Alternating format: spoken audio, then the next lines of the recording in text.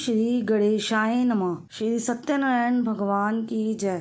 साल 2022 में ज्येष्ठ मास की पूर्णिमा 14 जून मंगलवार के दिन है। इस दिन पवित्र नदियों में स्नान करने के साथ ही दान पुण्य आदि कर्म किए जाते हैं और इसी दिन सत्यनारायण भगवान की कथा का पाठ करके सत्यनारायण भगवान का व्रत भी रखा जाता है। जिस घर में हर पूर्णिमा के दिन सत्यनारायण भगवान की कथा पढ़ी या सुनी जाती है उस घर में सदा सुख समृद्धि बनी रहती है। आज ज्येष्ठ पूर्णिमा के पावन अवसर पर सुनिए श्री सत्यनारायण भगवान की कथा। अगर आप ज्येष्ठ पूर्णिमा की व्रत कथा भी सुनना चाहते हो तो इसकी वीडियो भी मेरे चैनल पर अपलोडेड है, आप चाहे तो उस वीडियो को भी देख सकते हैं।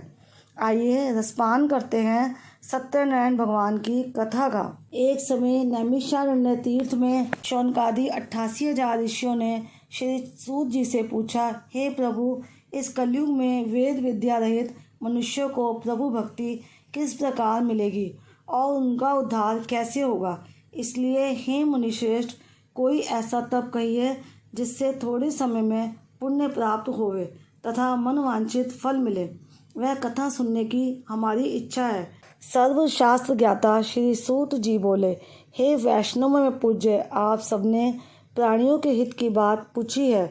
अब मैं उस श्रेष्ठ व्रत को आप लोगों से कहूँगा जिस व्रत को नारद जी ने लक्ष्मी नारायण से पूछा था और लक्ष्मीपति ने मुनि श्रेष्ठ नारद से कहा था। सो ध्यान से सुनो। एक समय योगीराज नारद जी दूसरों के हित की इच्छा से अनेक लोकों में घूमते हुए मृत्यु लोक में आ पहुँचे। यहाँ अनेक योनियों में जन्मे हुए प्राय सभी मनुष्यों को अपने कर्मों द्वारा अनेकों दुखों से पीड़ित देखकर सोचा, किस यत्न के करने से निश्चय ही प्राणियों के दुखों का नाश हो सकेगा। ऐसा मन में सोचकर विष्णु लोक को गए। वहाँ श्वेत वर्ण और 4 भुजाओं वाले देवों के ईश नारायण को देखकर, जिनके हाथों में शंख चक्र गदा तथा पद्म थे तथा वरमाला पहने हुए थे, स्तुति करने लगे। हे भगवान, आप अत्यंत शक्ति से संपन्न हैं। मन तथा वाणी भी आपको नहीं पा सकती। आपका आदि मध्य अंत नहीं है। निर्गुण स्वरूप सृष्टि के आदि भूति व भक्तों के दुखों को नष्ट करने वाले हो, आपको मेरा नमस्कार है। नारद जी ने इस प्रकार की स्तुति सुनकर विष्णु भगवान बोले, हे मुनिश्रेष्ठ, आपके मन में क्या है? आपका किस काम के लिए आगमन हुआ है? निसंकोच कहो। तब नारद मुनि बोले, मृत्यु लोक में सब मनुष्य जो अनेक योनियों में पैदा हुए हैं, अपने अपने कर्मों के द्वारा अनेक प्रकार के दुखों से दुखी हो रहे हैं। हे नाथ, मुझ पर दया रखते हो तो बतलाइए कि उन मनुष्यों के सब दुख थोड़े से ही प्रयत्न से कैसे दूर हो सकते हैं। श्री भगवान जी बोले, हे नारद, मनुष्यों की भलाई के लिए तुमने बहुत अच्छी बात पूछी है। जिस काम के करने से मनुष्य मोह से छूट जाता है वह मैं कहता हूँ, सुनो। बहुत पुण्य देने वाला स्वर्ग तथा मृत्यु लोक दोनों में दुर्लभ एक उत्तम व्रत है। आज मैं प्रेमवश होकर तुमसे कहता हूँ, सत्यनारायण का ये व्रत अच्छी तरह विधि पूर्वक करके मनुष्य आयु पर्यंत यहाँ सुख भोग कर मरने पर मोक्ष को प्राप्त होता है। श्री भगवान के वचन सुनकर नारद मुनि बोले कि उस व्रत का फल क्या है, क्या विधान है और किसने ये व्रत किया है और किस दिन यह व्रत करना चाहिए, विस्तार से कहिए। भगवान बोले, दुख शोक आदि को दूर करने वाला, धन धान्य को बढ़ाने वाला, सौभाग्य तथा संतान को देने वाला, ये व्रत सब स्थानों पर विजय कराने वाला है। भक्ति और श्रद्धा के साथ किसी भी दिन मनुष्य श्री सत्यनारायण की शाम के समय ब्राह्मणों और बंधुओं के साथ धर्मपरायण होकर पूजा करे। भक्ति भाव से नैवेद्य केले का फल, घी, दूध और गेहूं का चूर्ण सवाया लेवे। गेहूं के अभाव में साठी का चूर्ण, शक्कर और गुड़ ले और सब भक्षण योग्य पदार्थ जमा करा के भगवान के अर्पण कर देवे तथा बंधुओं सहित ब्राह्मणों को भोजन करावे। पश्चात स्वयं भोजन करे। नृत्य गीत आदि का आचरण कर सत्यनारायण भगवान का स्मरण करता हुआ समय व्यतीत करे। इस तरह व्रत करने पर मनुष्यों की इच्छा निश्चय ही पूरी होती है। विशेषकर कली काल में भूमि पर यही मोक्ष का सरल उपाय है। सूत जी बोले, हे ऋषियों, जिसने पहले समय में इस व्रत को किया है उसका इतिहास कहता हूँ, ध्यान से सुनो। सुंदर काशीपुर नगरी में एक अत्यंत निर्धन ब्राह्मण रहता था। वह भूख और प्यास से बेचैन हुआ नित्य पृथ्वी पर घूमता था। ब्राह्मणों से प्रेम करने वाले भगवान ने ब्राह्मण को दुखी देखकर बूढ़े ब्राह्मण का रूप धर उसके पास जा आदर के साथ पूछा, हे विप्र, नित्य दुखी हुआ पृथ्वी पर क्यों घूमता है? हे श्रेष्ठ ब्राह्मण, ये सब मुझसे कहो, मैं सुनना चाहता हूँ। ब्राह्मण बोला, मैं निर्धन ब्राह्मण हूँ, भिक्षा के लिए पृथ्वी पर फिरता हूँ। हे भगवान, यदि आप इसका उपाय जानते हो तो कृपा कर कहो। वृद्ध ब्राह्मण बोला कि सत्यनारायण भगवान मन वांछित फल देने वाले हैं, इसलिए हे ब्राह्मण, तू उनका पूजन कर, जिसके करने से मनुष्य सब दुखों से मुक्त होता है। ब्राह्मण को व्रत का सारा विधान बतलाकर बूढ़े ब्राह्मण का रूप धारण करने वाले सत्यनारायण भगवान अंतर ध्यान हो गए। जिस व्रत को वृद्ध ब्राह्मण ने बतलाया है मैं उसको करूँगा। यह निश्चय करने पर उसे रात में नींद भी नहीं आई। वह सवेरे उठ सत्यनारायण के व्रत का निश्चय कर भिक्षा के लिए चला। उस दिन उसको भिक्षा में बहुत धन मिला, जिससे बंधु बांधवों के साथ उसने सत्यनारायण का व्रत किया। इसके करने से वह ब्राह्मण सब दुखों से छूटकर अनेक प्रकार की संपत्तियों से युक्त हुआ। उस समय से वह ब्राह्मण हर मास व्रत करने लगा। इस तरह सत्यनारायण भगवान के व्रत को जो करेगा वह सब पापों से छूटकर मोक्ष को प्राप्त होगा। आगे जो पृथ्वी पर सत्यनारायण का व्रत करेगा वह मनुष्य सब दुखों से छूट जाएगा। इस तरह नारद जी ने नारायण का कहा हुआ ये व्रत मैंने तुमसे कहा। हे विप्रो, अब मैं और क्या कहूँ? ऋषि बोले, हे मुनीश्वर, संसार में इस ब्राह्मण से सुनकर किस किसने इस व्रत को किया, हम वह सब सुनना चाहते हैं। इसके लिए हमारे मन में श्रद्धा है। सूत जी बोले, हे मुनियों, जिसने इस व्रत को किया है वह सब सुनो। एक समय ब्राह्मण धन और ऐश्वर्य के अनुसार बंधु बांधवों के साथ व्रत करने को तैयार हुआ। उसी समय एक लकड़ी बेचने वाला बूढ़ा आदमी आया और बाहर लकड़ियों को रखकर ब्राह्मण के मकान में गया। प्यास से दुखी लकड़हारा उनको व्रत करते देखकर ब्राह्मण को नमस्कार कर कहने लगा कि आप ये क्या कर रहे हैं और इसके करने से क्या फल मिलता है, कृपा करके मुझसे कहो। ब्राह्मण ने कहा, सब मनोकामनाओं को पूरा करने वाला यह सत्यनारायण भगवान का व्रत है। इसकी ही कृपा से मेरे यहाँ धन धान्य आदि की वृद्धि हुई है। ब्राह्मण से इस व्रत के बारे में जानकर लकड़हारा बहुत प्रसन्न हुआ। चरणामत ले और प्रसाद खाने के बाद वह अपने घर को गया। लकड़हारे ने अपने मन में इस प्रकार का संकल्प किया कि आज ग्राम में लकड़ी बेचने से जो धन मिलेगा उसी से सत्यनारायण देव का उत्तम व्रत करूँगा। ये मन में विचार कर वह बूढ़ा आदमी लकड़ियाँ अपने सिर पर रखकर जिस नगर में धनवान लोग रहते थे वह ऐसे सुंदर नगर में गया। उस रोज वहाँ पर उसे उन लकड़ियों का दाम पहले दिनों से चौगुना मिला। तब वह बूढ़ा लकड़हारा दाम ले और अति प्रसन्न होकर पक्के केले की फली, शक्कर, घी, दुग्ध, दही और गेहूं का चूर्ण इत्यादि सत्यनारायण भगवान के व्रत की कुल सामग्रियों को लेकर अपने घर गया। फिर उसने अपने भाइयों को बुलाकर विधि के साथ भगवान जी का पूजन और व्रत किया। उस व्रत के प्रभाव से वह बूढ़ा लकड़हारा धन पुत्र आदि से युक्त हुआ और संसार के समस्त सुख भोगकर वैकुंठ को चला गया। सूत जी बोले, हे श्रेष्ठ मुनियों, अब आगे की कथा कहता हूँ, सुनो। पहले समय में उल्कामुख नाम का एक बुद्धिमान राजा था। वह सत्यवक्ता और जितेंद्रिय था।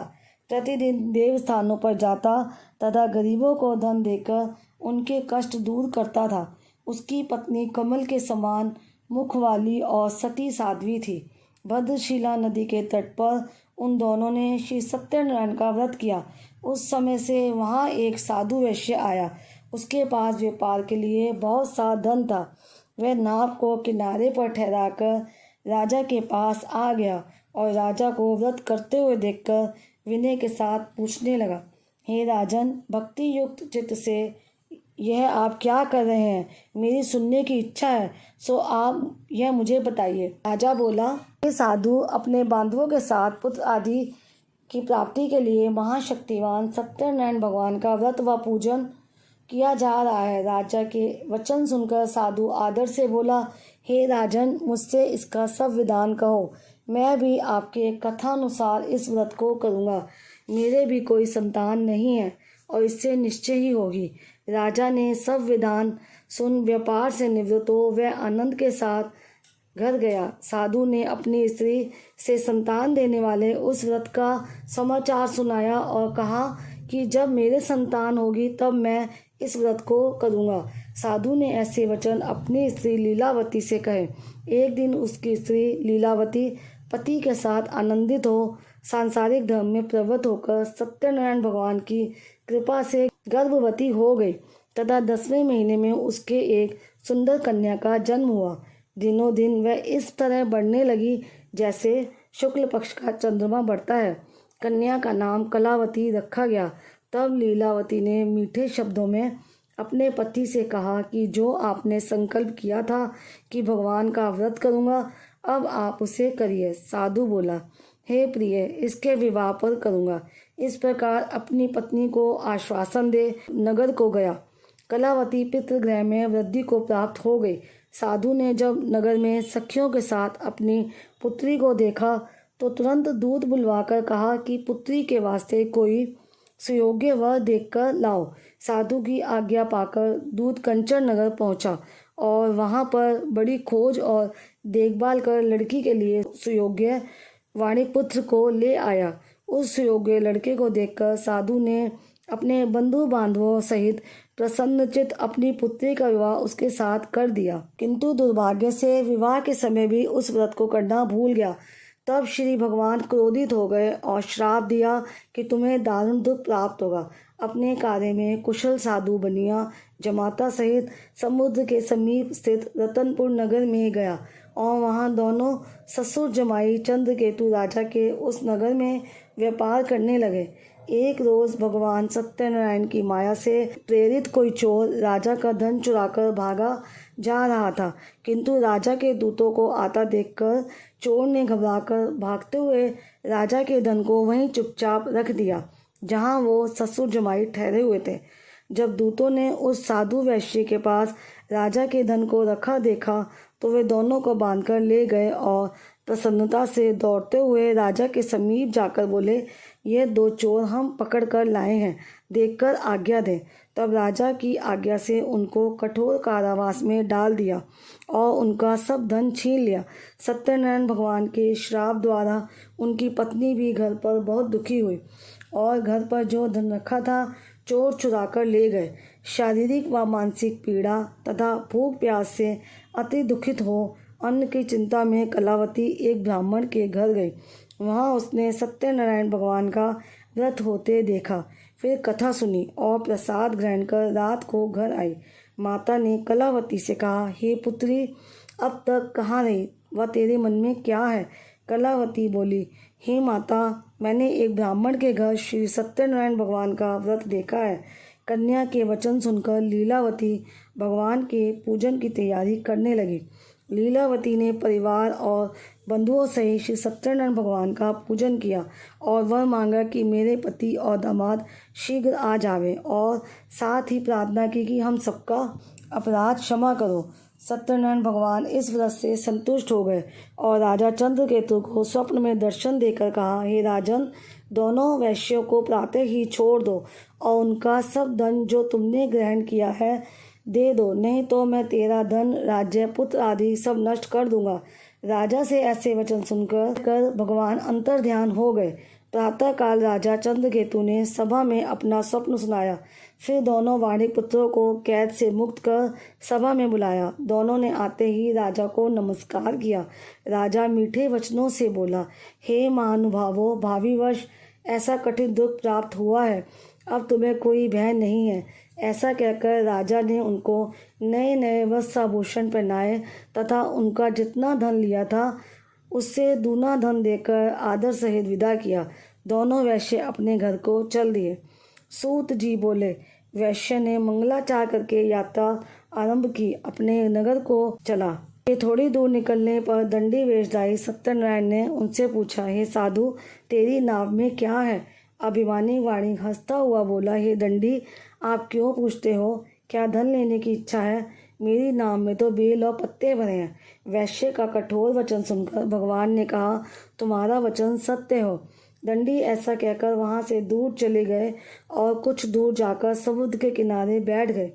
दंडी के जाने पर वैश्य ने नित्य क्रिया करने के बाद नाव को ऊंची उठी देखकर अचंभा किया और नाव में बेल पत्ते आदि देखकर मूर्छित हो जमीन पर गिर पड़ा। फिर मूर्छा खुलने पर अत्यंत शोक प्रकट करने लगा। तब उसका दामाद बोला कि आप शोक ना करें, ये दंडी का श्राप है, अतः उनकी शरण में चलना चाहिए, तभी हमारी मनोकामना पूरी होगी। दामाद के वचन सुन वह दंडी के पास पहुंचा और अत्यंत भक्ति भाव से नमस्कार करके बोला, मैंने जो आपसे असत्य वचन कहे थे उनको क्षमा करो। ऐसा कहकर महान शोकातुर हो रोने लगा। तब दंडी भगवान बोले, हे वाणिक पुत्र, मेरी आज्ञा से बार बार तुम्हें दुख प्राप्त हुआ है, तू मेरी पूजा से विमुख हुआ। साधु बोला, हे भगवान, आपकी माया से मोहित ब्रह्मा आदि भी आपके रूप को नहीं जानते, तब मैं ज्ञानी कैसे जान सकता हूँ? आप प्रसन्न होइए, मैं सामर्थ्य के अनुसार आपकी पूजा करूँगा। मेरी रक्षा करो और पहले के समान नौका में धन भर दो।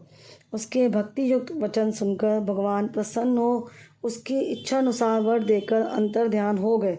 तब उन्होंने नाव पर आकर देखा कि नाव धन से परिपूर्ण है। वे भगवान सत्यनारायण का पूजन कर साथियों सहित अपने नगर को चला। तब अपने नगर के निकट पहुंचा, तब दूत को घर भेजा। दूत ने साधु के घर जा उसकी स्त्री को नमस्कार कर कहा कि साधु अपने दामाद सहित इस नगर के समीप आ गए हैं।